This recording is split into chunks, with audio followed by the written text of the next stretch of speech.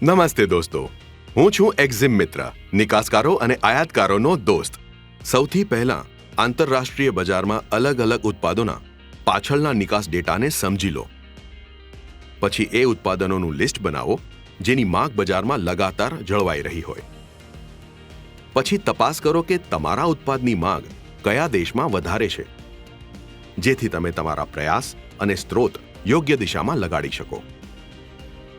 વર્તમાન માર્કેટ ટ્રેન્ડ્સની મદદથી એવા ઉત્પાદનોની પસંદગી કરો જેની માંગ વધારે રહેતી હોય. રિસર્ચ કરો કે બહેતર ક્વોલિટી, મૂલ્ય અને યુનિક ફીચર્સવાળા ઉત્પાદનો કયા છે, જેથી આંતરરાષ્ટ્રીય બજારમાં તમારા સફળ પગલાં આગળ વધતા રહે.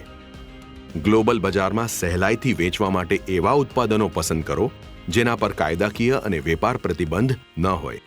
આ બધા પાસાઓને ધ્યાનમાં રાખીને તમે એવા ઉત્પાદનો પસંદ કરી શકો જેમાં સફળ નિકાસની અસીમ સંભાવનાઓ હોય.